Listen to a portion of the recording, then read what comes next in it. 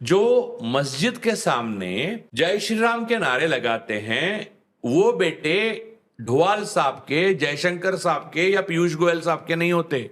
उनके बेटे सुरक्षित है विदेशों में।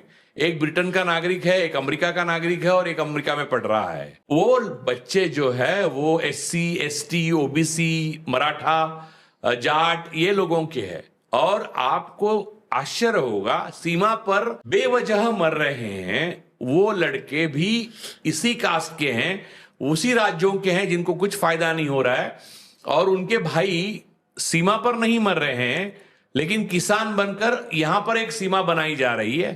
जब वो आंदोलन करने को आते हैं तो कील ठोककर अमित शाह उनका बंदोबस्त कर देते हैं। राजू साहब, जो कुछ हो रहा है उसमें चाहे वो जो भी समाज में चल रहा है इस समय, धार्मिक चीज़ें हो रही है, वो रहा है, उसमें युवाओं को लगाया गया, ये एक बात है। लेकिन उसमें भी युवा, हिंदू युवा ही ज़्यादा लगा हुआ है।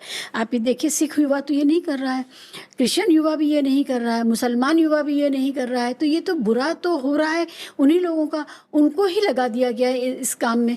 बाकी सब तो डरे हुए हैं। सच्ची बात ये है कि सबको पता है कि ये जो सरकार है ये उनका सिर्फ दमन करेगी, उनके किसी भी अधिकार की और उनके जो नागरिक अधिकार हैं उनकी रक्षा नहीं होगी इस सरकार में। वो दुबक गए हैं। ये युवा जो हिंदू आप कह रही है, हिंदू शब्द का अर्थ जो हर किसी का अलग, मैं बताता हूँ, ब्राह्मण और उच्च वर्ण छोड़कर सारी जातियां हैं जिनका शोषण और दमन हजारों सालों से मनुवादियों ने किया है, वो लोगों के लड़के और लड़कियों को इस काम में लगाया। एग्जैक्टली। वो एक्चुअली रॉ मटेरियल है इनके आतंक का।